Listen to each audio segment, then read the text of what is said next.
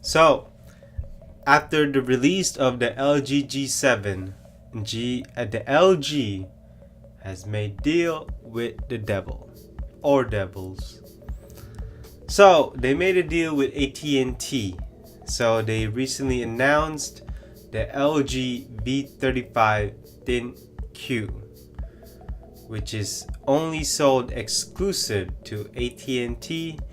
It is also the successor to the LG V30 ThinQ. And the LG V30 ThinQ was just released a couple months ago. And here we are with the LG V35 ThinQ. So apparently, from the discussion that LG or AT&T told to LG, we need an OLED panel, screen, no notch. Make sure that it has good cameras, dual cameras, and keep the audio, the microphone, the AI assistance, and so. And then that gives you the LG V35 ThinQ. So what do I think of the design? Well, not really much of a difference. Glad that they don't have a notch. Nothing too spectacular about this phone. I mean, it looks like the LG V30 ThinQ, but with an OLED panel.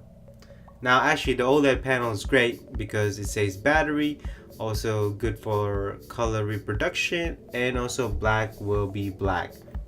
Now, what about the RAM here? So, if you get the 128 gig storage, you get 6 gigabits of RAM.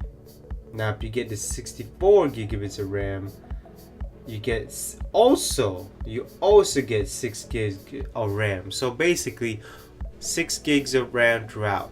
That's actually pretty cool. You got dual primary cameras. The primary is 60 megapixel f1.6 with OIS. Secondary is f1.9 but no OIS. Now that is actually a downgrade from the V30 ThinQ because the other one has a f1.6, so that's quite interesting. Obviously, it has the 32-bit audio DAC amp, Bang & Olufsen certification. Now it also has DTS:X sound. Too bad it doesn't have dual front firing speakers. That would have been nice.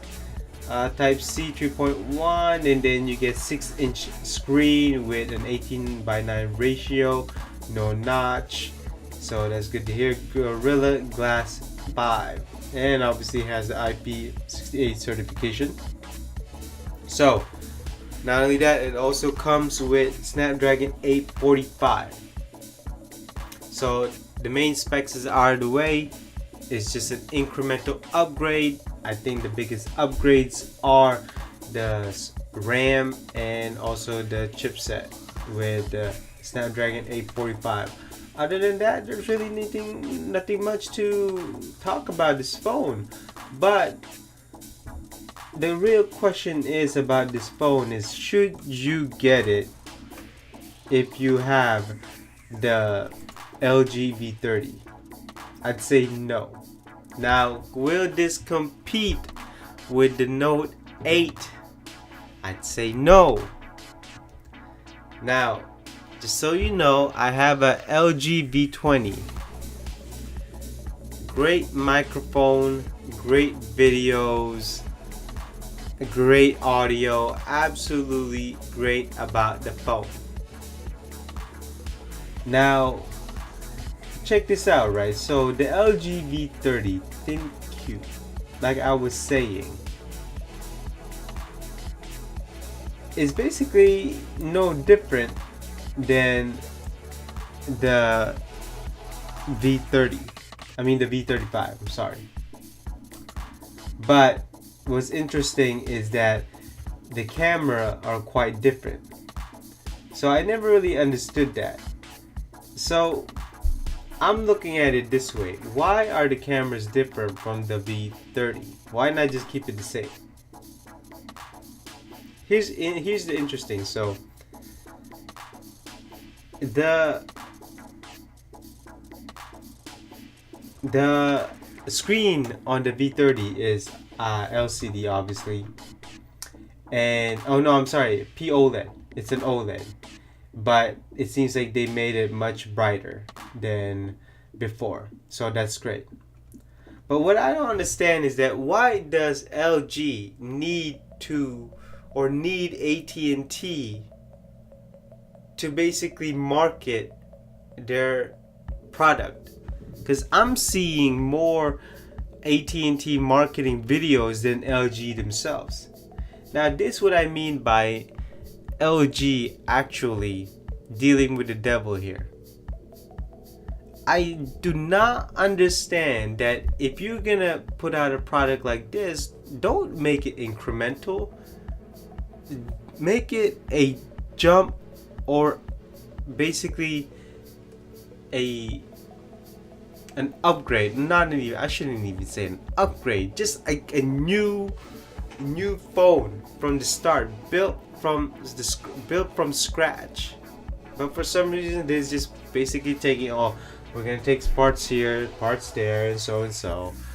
I mean, I'm looking at it this way. Okay, this phone will cost $850 to $900, and I cannot figure out why I should get this over the Note 8. Heck, the Note 9 is almost coming. I mean, the only way I can see this, if I can see me buying this phone, is if it was $600, because it has OLED, it has 32 gig of DAC, 32-bit DAC, great camera, absolutely great, and then great video and great microphone. Other than that, there's really nothing more that I could even choose over the Note 8. I mean, what's killing me here is that LG doesn't even need to even deal with AT&T. But whatever, if they want to make money, if they want to have that exclusive contract, hey, let them. I don't really care, and I'm still hanging on to my LG G5. And here's what I don't understand. Okay, so I just did a rant on the Moto G6 Play, which has 4,000 milliamps, and this V35 has a bigger screen than the Moto G6 Plays, and yet the V35 only has, listen to this, 3,300 milliamps of battery, and yet the G6 Play, which only costs $250, has 4,000 milliamps battery. I don't get it. I cannot explain why that is. I seriously don't. And so, if you like this phone, go ahead, but certainly this phone is not even gonna make a dent on the Note 8 sales, or even iPhone 8 Plus sales. This is gonna be put on the back burner. I mean, I wouldn't even be surprised after 1 month AT&T doesn't even market this anymore. I just don't understand how LG would release the V30 ThinQ a couple months early, and now here we are, V35 ThinQ. I just don't get it. If you know the answer, let me know down in the comments below. But anyways, that concludes my thoughts, analysis, and rant of the LG V35 ThinQ, exclusive to AT&T. Bye bye.